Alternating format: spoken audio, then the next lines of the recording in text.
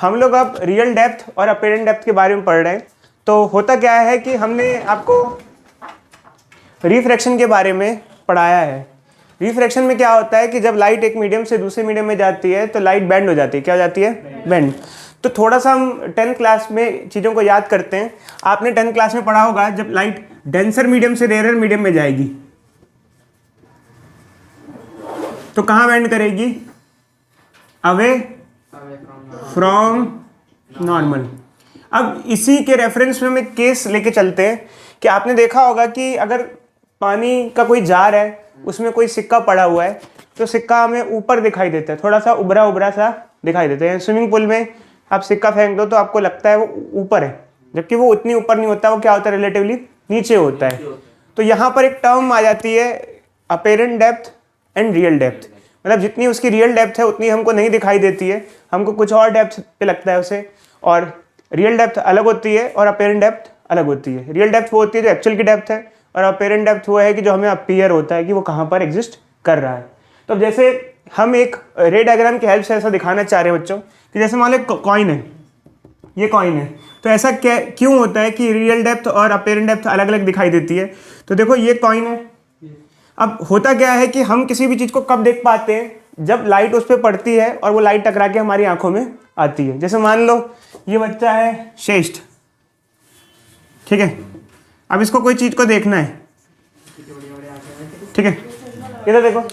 तो अब देखो बच्चे, ये कोई भी चीज़ कब देख पाएगा? जब लाइट इस पर पड़ेगी और लाइट टकरा के इसकी आंखों में पहुंचेगी। तो हम किसी भी चीज़ को तब देख पाते हैं जब उस पर लाइट पड़ रही हो और लाइट रेस हमारी आंखों में आ रही हो। अगर आप इवन ऐसे रूम में बैठे हुए हो जिसके अंदर उस पेंटिंग पे लाइट नहीं पड़ रही है बट आपके ऊपर लाइट पड़ रही है, तो आप क्या पेंटिंग में देख सकते हो? नहीं। ऐसा उल्टा हो कि आपके ऊपर लाइट ना पड़े और पेंटिंग पे लाइट पड़े तो आप उसको देख सकते हो, क्योंकि पेंटिंग पे लाइट पड़ेगी तो लाइट टकरा के आपकी आंखों तक पहुंचेंगी। तो अब यहाँ पर क्या है कि सारा कहानी यही होती है, कोई भी चीज़ हमें तब दिखाई देती है जब उससे लाइट रे टकरा के आ रही हो। जैसे आसपास कोई लाइट सोर्स होगा, तो लाइट रे आ रही होंगी, आती हुई हम नहीं दिखा रहे, हमको सिर्फ दिखानी है टकरा के वापस जा रही है, टकरा के वापस जा रही है। तो ये कॉइन है बच्चों, क्या है? कॉइन। कॉइन या कुछ भी मान लो। अब लाइट इस पर पड़ी होगी तो ठीक है, बट अब पढ़ने के बाद क्या कर रही है? रिफ्लेक्ट बैक कर रही है। क्या कर रही है? रिफ्लेक्ट बैक कर रही है। अब देखो लाइट रे सीधी सीधी जानी चाहिए। कैसे जानी चाहिए? यहाँ से देखो ऐसे ऐसे ऐसे, बट एक्चुअली क्या हुआ, ये वाटर है और मान लो ये एयर है, या फिर ये मान लो कोई और फ्लूइड है और ये एयर है। तब यहाँ पे क्या हो रहा है? मीडियम चेंज हो जा रहा है। क्या हो रहा है? Medium change. अब मीडियम चेंज होगा तो लाइट क्या करेगी? बेंड करेगी। अब ये मीडियम मान लो डेंसर है, ये वाला मीडियम क्या है? डेंसर है, और ऑब्वियसली बात है कोई फ्लूइड है तो डेंसर ही होगा। और ये वाला मीडियम क्या है? एयर है, तो रेयर मीडियम है। अब रेयर मीडियम है तो लाइट कहाँ बेंड करेगी? Away from normal. तो जैसे लाइट हम ड्रॉ करते हैं, ट्रेस करेंगे तो ऐसे बेंड कर रही है, और ये कैसे बेंड कर रही है? ऐसे। तो हमको ये कॉइन यहाँ नहीं दिखाई देगा। बेसिकली क्या होगा, अगर इस लाइट रे को आप रिट्रेस करो पीछे, बैक साइड, पीछे से ऐसे रिट्रेस करो और इसको भी पीछे पीछे लेके जाओ ऐसे ऐसे ऐसे ऐसे, तो हमको ये फील होगा कि लाइट रे यहाँ से नहीं आ रही है, हमको फील होगा लाइट रे कहाँ से आ रही है? यहाँ से आ रही है। हमको ऐसा फील होता है, क्योंकि हमारी हिसाब से, हमारा जो दिमाग है उस हिसाब से हमें लगता है कि लाइट हमेशा स्ट्रेट ट्रेवल करती है। कैसे ट्रेवल करती है? स्ट्रेट। क्योंकि ऐसा हमारे दिमाग में फिजिक्स के लॉज के हिसाब से एडजस्टमेंट है। तो हमको लगता है कि ये जो कॉइन है वो यहाँ नहीं है, यहाँ है, और यहीं से रियल डेप्थ और अपेरेंट डेप्थ का कॉन्सेप्ट चालू हो जाता है। तो अब रियल डेप्थ क्या है? देखो इस इंटरफेस से लेके, मतलब इस सरफेस से डी डेप्थ नीचे, और डी जो है ये इसकी क्या है? रियल डेप्थ है। क्या है? डेप्थ। और हमको कहाँ दिखाई दे रहा है? हमको कितनी दूरी पे दिखाई दे रहा है? वो यहाँ से, वो है यहाँ से डी पे, और हमको दिखाई दे रहा है डी डैश पे। और ये क्या है? Apparent depth. ठीक है। अब क्या होता है, इसका डेरिवेशन होता है बच्चों। अब डेरिवेशन कैसा होता है? डेरिवेशन स्नेल्स लॉ से आता है। स्नेल्स लॉ क्या होता है? n1 sin i = n2 sin r। पर देखो यार, अभी हमें करने की कोई ज़रूरत नहीं है, वो तो ट्राइंगल ड्रॉ करेंगे, n1 sin i n2 sin r लगा के पूरा सिंप्लीफाई करते हैं। तो सिंप्लीफाई वगैरह करने के बाद हमारे पास सीधा सीधा एक रिलेशन आ जाता है। वैसे एक चीज़ ध्यान रखना बच्चों कि आपके पास एक रिलेशन आ जाएगा कि जैसे मान लो कोई हमारे पास ऐसा है केस सिनेरियो जिसमें ये मीडियम एयर है और ये कोई मीडियम है जिसका रिफ्रैक्टिव इंडेक्स क्या है? n है। तो अब रियल डेप्थ अपेरेंट डेप्थ का क्या रिलेशन आएगा? देखो अपेरेंट डेप्थ होगा real depth by refractive index of that medium. ये क्या होगा? रियल डेप्थ और ये क्या होगा, रिफ्रैक्टिव इंडेक्स ऑफ मीडियम।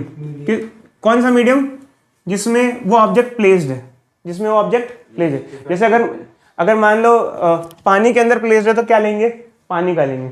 तो ये देखो अच्छे डेरिवेशन सिंप्लीफाई वगैरह हमने नहीं किया, हमने डायरेक्टली लिख दिया है। फिलहाल हमारी कोई रिक्वायरमेंट भी नहीं है, एनसीईआरटी में भी ऐसा दिया नहीं है, तो हम ये यूज़ करेंगे, ठीक है। देखो बच्चों, हमको एक क्वेश्चन दिया है कि एक वाटर में 12 सेंटीमीटर नीचे एक कॉइन प्लेस्ड है और वाटर का रिफ्रैक्टिव इंडेक्स 4/3 दिया हुआ है। पूछा गया है कि अगर हम ऊपर से देखेंगे तो हमें क्या लगेगा कि कॉइन कितना नीचे है, पानी से कितना नीचे लेवल पे है। तो यहाँ पे हम अपीरेंट डेप्थ रियल डेप्थ वाला फॉर्मूला यूज़ करेंगे। अब इसमें भी एक चीज़ ध्यान रखना है, कई बच्चे डी डैश और डी में कंफ्यूज हो जाते हैं। देखो यार, रियल डेप्थ अपीरेंट डेप्थ में डी और डी डैश छोड़ दो, बस आपको मेन फॉर्मूला पता होना चाहिए कि अपीरेंट डेप्थ किसके बराबर होता है, अपीरेंट डेप्थ होता है real depth by refractive index. और बस अगर फॉर्मूले में कुछ प्रॉब्लम भी आती है, ध्यान रखना अपीरेंट डेप्थ कम होता है, रियल डेप्थ ज़्यादा होता है। तो अब मान लो ये देखो अपीरेंट डेप्थ निकालना है, तो अपीरेंट डेप्थ क्या होगा, रियल डेप्थ कितना है 12 बाय रिफ्रैक्टिव इंडेक्स कितना है 4/3 9 सेंटीमीटर। अब इसमें कई बार क्या होता है, तो एक टर्म और यूज करते हैं शिफ्ट, एक टर्म और यूज करते हैं शिफ्ट। अब शिफ्ट क्या होता है, अपीरेंट शिफ्ट या शिफ्ट, इधर देखो अच्छे ध्यान से सुनना। देखो होता क्या है, जैसे मान लो अगर हमने यहाँ कॉइन रखा था और पहले इस कंटेनर में पानी नहीं था, तो पहले तो हमको ये सिक्का 12 सेंटीमीटर नीचे ही दिखाई देगा। पर जैसे मान लो हमने पानी भरना चालू कर दिया और पानी यहाँ तक भर दिया, अब पहले हमें कहाँ दिखाई दे रहा था, ये 12 सेंटीमीटर उसकी इनिशियल पोजीशन थी। अब कहाँ दिखाई दे रहा है 9 सेंटीमीटर। कितना शिफ्ट आया इसकी पोजीशन में 3 सेंटीमीटर। तो शिफ्ट का मतलब क्या होता है कि अगर आप कुछ चेंजेस लाते हो और जो उस लोकेशन में जो इमेज है, जो चीज़ दिख रही है, उसकी पोजीशन में जो शिफ्ट आ रहा है, चेंज आ रहा है, उसे कहते हैं शिफ्ट। अब शिफ्ट कैसा भी हो सकता है, जैसे मान लो पहले खाली है, बाद में पानी भर दिया, या फिर मान लो एक और क्वेश्चन हम इससे पूछ सकते हैं कि मान लो पहले पानी भरा हुआ था, पहले क्या था पानी, अब पानी निकाल के हमने अल्कोहल भर दी, क्या भर दी अल्कोहल। अब अल्कोहल भर दी तो क्या होगा, अब उसकी पोजीशन फिर से क्या हो जाएगी, चेंज हो जाएगी। अब अगर आपको शिफ्ट निकालना है तो आपको क्या चाहिए होगा, पहले वाली पोजीशन और बाद वाली पोजीशन, और आप दोनों पोजीशन निकाल के डिफरेंस निकालोगे तो क्या आ जाएगा, शिफ्ट आ जाएगा। समझे बच्चों। हमको अब क्वेश्चन में बोला गया है कि पहले वाटर फिल्ड था, अब हमने वाटर को खाली करके दूसरा फ्लूइड उतनी हाइट तक फिल कर दिया है। तो नया मतलब अब जब हम इसे दूसरा फ्लूइड भर देंगे तो शिफ्ट कितना होगा, तो शिफ्ट निकालना है तो आपको पहले अपीरेंट डेप्थ कितनी थी, पहले उसकी पोजीशन कितनी थी 9 सेंटीमीटर। न्यू पोजीशन क्या होगी, न्यू अपीरेंट डेप्थ क्या होगी 8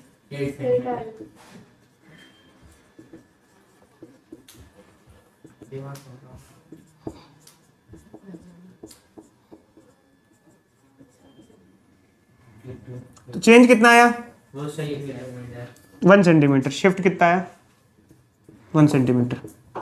चलो अच्छे खत्म। इसको शिफ्ट को माइनस में दिखा सकते हैं, अगर पहले अल्कोहल